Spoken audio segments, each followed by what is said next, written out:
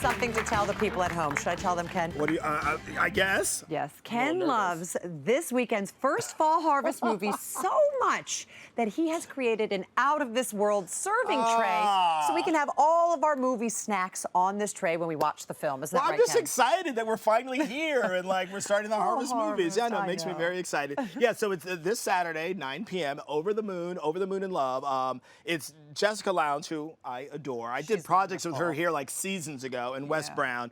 She's a matchmaker. She's struggling a little bit with her company, but a magazine decides to do a write-up on her. She meets the writer, also her old friend, and so the writer wants to be fixed up, but maybe Jessica wants the old friend for herself, huh? The matchmaker gets matched.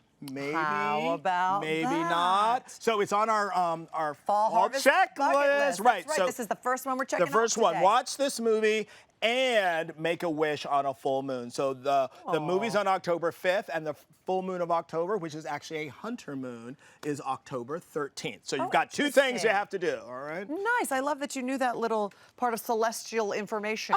Every moon has a different name, which I think is weird but lovely. So what do we do? So the great thing about these trays, you need trays. Now, I've done them on a metal tray here. I've done them on a charger. So really you can use whatever you can find or whatever you want. I think a set of chargers is beautiful as well. But for this, I'm using a super inexpensive plastic party tray, which costs like $0. It looks like $1 million, so you're not spending a lot of money. Or you just keep it after you have the vegetables and cheese for your party. Exactly. You know what I'm talking about? And then like redo nothing, it. Really. Thank you. Okay. So what you're going to do, because we're dealing with a plastic tray here, paint will not stick. So what you want to do is just get a little bit of sandpaper.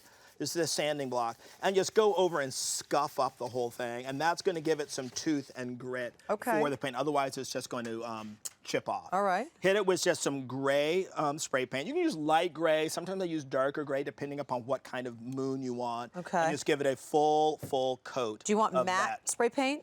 You know, I like matte. I think it sort of gives it a little bit more depth. Okay. But if you've I'm going to say, I'm not the one that's going to say go out and buy a new can of spray paint. Okay, so if you have semi-gloss, use that. All right. So there you go. We've got our paint there. Now, what you want to do is get a photo of the moon.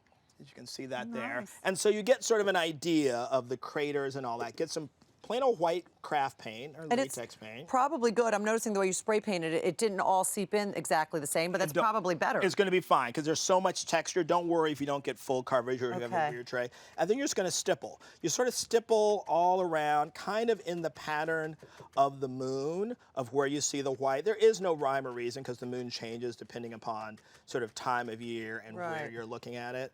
But just sort of like keep doing that and spreading it around. You know, Ken, this is probably a really good project for kids that are learning about the planets now as well, you know? Like what are the craters? What makes them up? And because it's really impossible to do this poorly, the kids will feel a really good source of accomplishment on that. So I have one here that I've already done. How long does that take to dry? You want to let it sort of dry pretty completely. So, you know, go have a sandwich, watch a movie, come back. Watch a Hallmark movie. So now we've got this all done. Now the next thing is where it gets interesting. So what you're going to want is extra fine salt, extra fine good old table salt, which we have some right here. Now if you don't have it, Debbie, you want to go back to your ancient Greek roots here. Pestle and mortar? Yeah, you can also just get your regular salt and just use a little pestle and mortar. You don't want the full crystal salt because it's going to be a little too chunky. Okay. But yeah, you get it sort of. This is fun. There you go. I love using While you're doing that, what I'm going to do is give us a really thick coat. This is just plain clear acrylic. It's a clear sealer. And you're just going to give a good coat. Make sure you do this in a well-ventilated area, like Debbie and I are here outside. Okay. And then while that is still wet, all right. Thank you. I would say thank you in Greek, but I don't know how to. Ευχαριστώ. Παρακαλώ. And you're going to sort of do your whole like. Oh, like emerald lagasse. Straight into the wet sealer. And that's, you see, all of a sudden you're going to get those sort of like chunks and the craters and the textures. So it's important to do it high. No, that just sort of feels fabulous.